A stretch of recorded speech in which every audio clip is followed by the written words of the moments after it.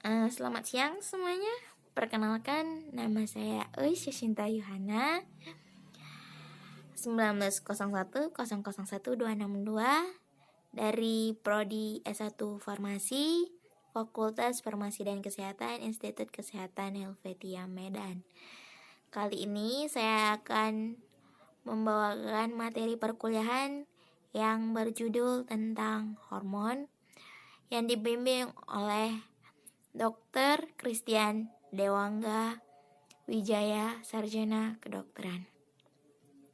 Baiklah, untuk mempersingkat waktu, saya akan membacakan sedikit tentang pengertian hormon. Hormon adalah zat kimia yang diproduksi oleh kelenjar endokrin yang mempunyai efek tertentu pada aktivitas organ lain di dalam tubuh. Hormon seks merupakan zat yang dikeluarkan oleh kelenjar seks dan kelenjar adrenalin langsung ke dalam aliran darah. Mereka secara sebagian bertanggung jawab dalam menentukan jenis kelamin janin dan bagi perkembangan organ seks yang normal. Mereka juga memulai pubertas dan kemudian memainkan peran dalam mengatur perilaku seksual. Pada hewan, hormon yang paling dikenal adalah hormon yang diproduksi oleh kelenjar endokrin vertebrata. Walaupun demikian, hormon dihasilkan oleh hampir semua sistem, organ, dan jenis jaringan pada tumbuhan hewan. Molekul hormon dilepaskan langsung ke aliran darah, walaupun ada juga jenis hormon yang disebut ectok hormon yang tidak langsung dialirkan ke aliran darah, melainkan melalui sirkulasi atau difusi ke sel target. Pada tumbuhan, hormon dihasilkan terutama pada bagian tumbuhan yang selnya masih aktif membelah diri, seperti puncak batang atau ujung akar, atau dalam tahap perkembangan pesat atau buah yang sedang proses pemasakan. Transfer hormon dari satu sel ke bagian lain dilakukan melalui sistem pembuluh atau xilem dan floem atau transfer antar sel. Tumbuhan tidak memiliki kelenjar tertentu melainkan hasil hormon. Klasifikasi hormon. Dalam tubuh manusia terdapat beberapa jenis kelenjar endokrin yang memproduksi hormon. Mereka adalah kelenjar hipotalamus, kelenjar hipofisis, kelenjar tiroid, kelenjar paratiroid, kelenjar timus, kelenjar pankreas, kelenjar adrenal, kelenjar ovarium, kelenjar testis, dan kelenjar pencernaan. Jenis-jenis reproduksi kelenjar hormon. Reproduksi atau perkembangbiakan merupakan bagian dari ilmu faal atau fisiologi. Reproduksi secara fisiologis tidak vital bagi kehidupan individual meskipun siklus reproduksi suatu hewan berhenti. Hewan tersebut masih dapat bertahan hidup, sebagai contoh hewan yang diambil organ reproduksi testis atau ovarium hewan tersebut tidak mati. Pada umumnya, baru dapat berlangsung setelah hewan mencapai masa pubertas atau dewasa kelamin. Dan hal ini diatur oleh kelenjar-kelenjar endokrin dan hormon yang dihasilkan dalam tubuh hewan. Hewan tingkat tinggi termasuk ternak bereproduksi secara seksual dan proses reproduksinya meliputi beberapa tingkatan. Fisiologik meliputi fungsi-fungsi sangat kompleks dan integrasi antara proses yang satu dengan yang lain. Jenis kelenjar hormon dan hormon yang dihasilkan diantaranya kelenjar hipotalamus. Kelenjar hipotalamus terletak di bawah otak besar yang berperan dalam koordinasi sistem saraf dan sistem endokrin dalam tubuh. Pada kelenjar hipotalamus terdapat sel-sel khusus yang menghasilkan hormon pelepas atau pembebas dan hormon penghambat. Hormon pelepas bekerja menggiatkan kelenjar hipofisis untuk menghasilkan hormon, sedangkan hormon penghambat bekerja dengan cara menghambat kelenjar hipofisis untuk mensekresi hormon. Contoh hormon pelepas antara lain TRH, thyroid releasing hormone, dan GnRH, gonadotropin releasing hormone. TRH akan memacu pengeluaran TSH di kelenjar tiroid, sedangkan GnRH memacu kelenjar hipofisis anterior mengeluarkan FHH. physical stimulating hormone NLH,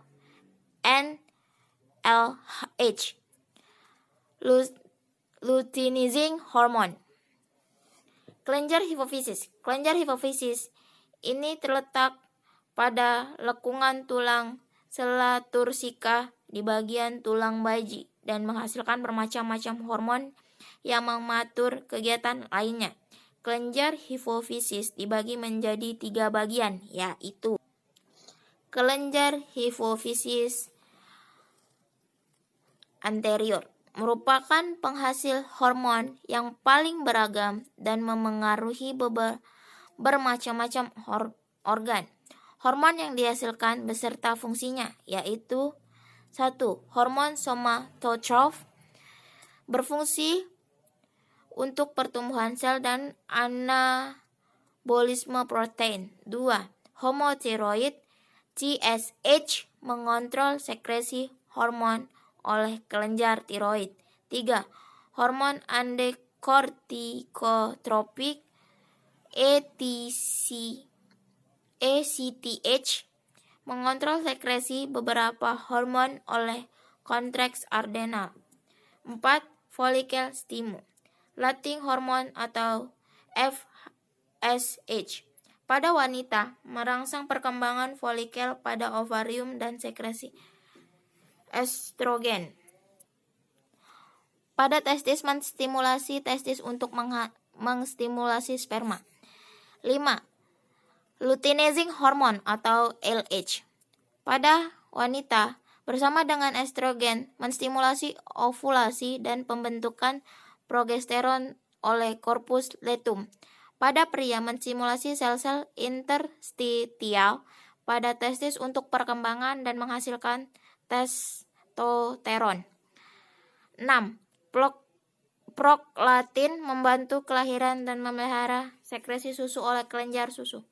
Kelenjar posterior hipofisis. Kelenjar posterior hipofisis dihasilkan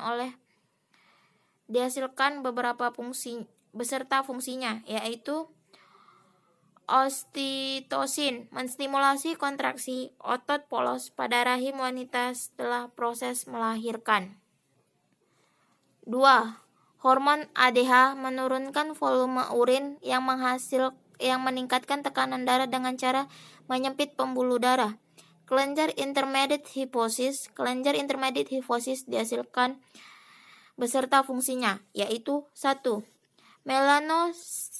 Melanocyte stimulating hormone atau MSH, mempengaruhi warna kulit individu. Kelenjar gondok atau kelenjar tiroid. Kelenjar gondok merupakan kelenjar yang terdapat di leher di bagian depan di sebelah bawah jakun dan terdiri dari 2 lobus.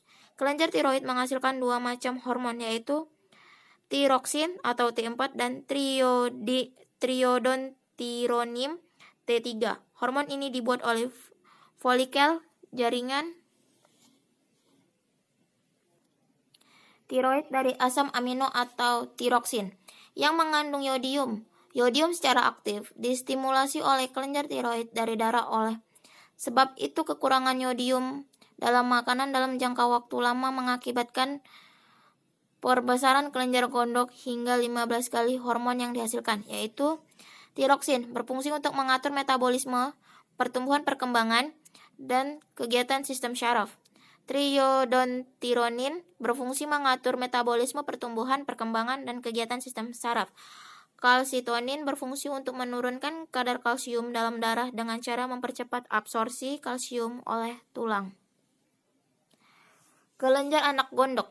Kelenjar paratiroid atau kelenjar anak gondok terletak di setiap sisi kelenjar tiroid yang terdapat di dalam leher. Kelenjar ini berjumlah 4 buah yang tersusun berpasangan menghasilkan hormon pada tiroksin, masing-masing melekat pada bagian belakang kelenjar tiroid. Kelenjar ini merupakan hasil dari hormon yang berfungsi mengatur kadar kalsium dan fosfor di dalam tubuh. Fungsi umum kelenjar paratiroid adalah mengatur metabolisme fosfor, mengatur kadar kalsium darah,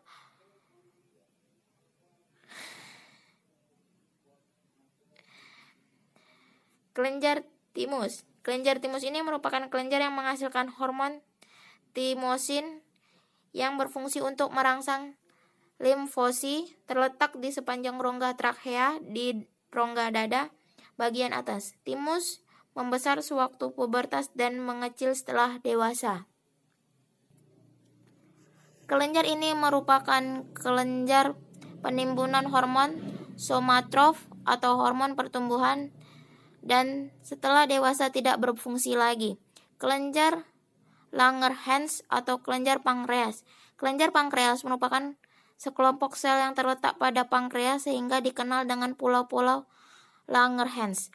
Kelenjar pankreas menghasilkan hormon insulin dan glukagon. Insulin mempermudah gerakan glukosa dari darah menuju ke sel-sel tumbuh. Menembus membran sel di dalam otot, glukosa dimetabolisasi dan disimpan di dalam bentuk cadangan. Di sel hati, insulin mempercepat proses pembentukan glikogen atau glikogenesis dan pembentukan lemak atau lipogenesis. Kadar glukosa yang tinggi dalam darah merupakan rangsangan untuk mensekresi insulin. Sebaliknya, glukogen bekerja sama berlawanan terhadap insulin. Peningkatan glukosa darah di atas titik pasang atau sekitar 90 mg atau 100 ml pada manusia merangsang pankreas untuk mensekresi insulin yang memicu sel targetnya untuk mengambil kelebihan glukosa dari darah. Ketika kelebihan itu telah dikeluarkan atau ketika konsentrasi glukosa diturunkan di bawah titik pasang, maka pankreas akan merespon dengan cara mensekresi glukagon yang mempengaruhi hati untuk menaikkan kadar glukosa darah. Kelenjar anak ginjal. Kelenjar anak ginjal merupakan dua struktur kecil yang terletak di atas ginjal dan banyak mengandung darah, baik secara anatomi maupun secara fungsional. Kelenjar ini terdiri dari dua bagian yang berbeda. Bagian luar disebut korteks adrenal dan bagian dalam disebut medula adrenal. Berbentuk seperti bola atau topi terletak pada di atas ginjal. Hormon anak ginjal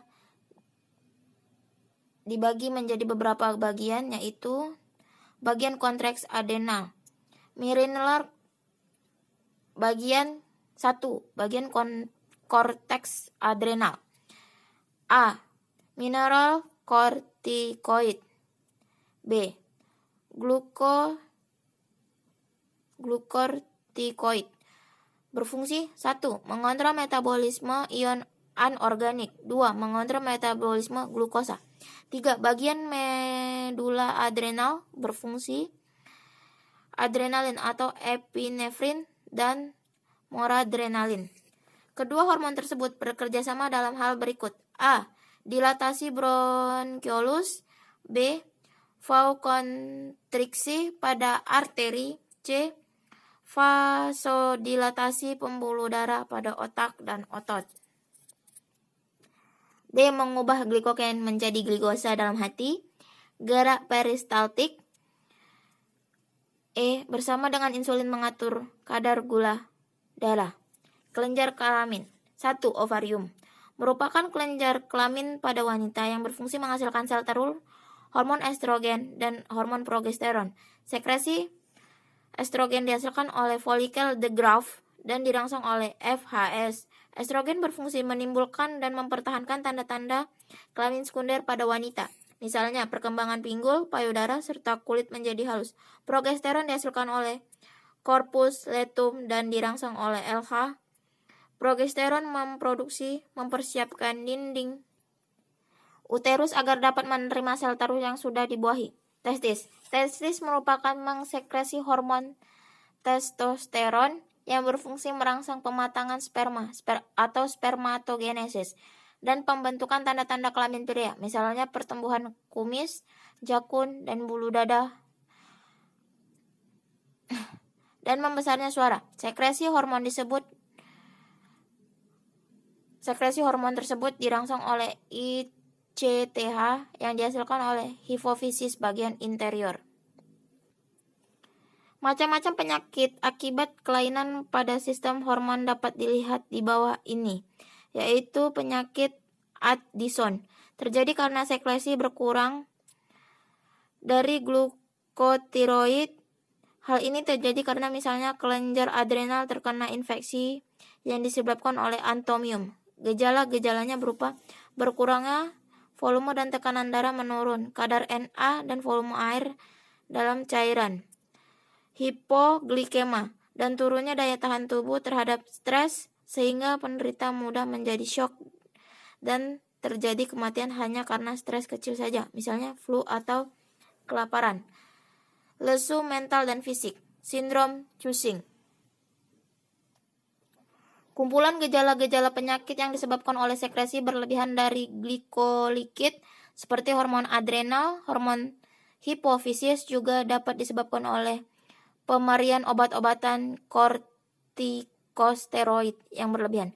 Gejalanya berupa otot mengecil dan menjadi lemah karena katabolisme protein, osteoporosis, luka yang sulit disembuhkan, gangguan mental misalnya euforia atau terasa segan, sindrom adrenogenital, kelainan di mana terjadi kekurangannya reproduksi glikokortikoid yang biasanya diakibatkan oleh kekurangan enzim pembentukan glikokortikoid pada kelenjar adrenal, akibatnya kadar ACTH meningkat dan zona regulasi dirangsang oleh mensekresi androgen yang menyebabkan timbulnya tanda-tanda kelainan sekunder pria. Pada seorang wanita disebut dengan virilisme yang ditimbulkan janggut yang distribusi rambut seperti pria, otot tubuh seperti pria, perubahan suara, payudara mengecil, klitoris membesar seperti penis, dan kadang-kadang kebotakan.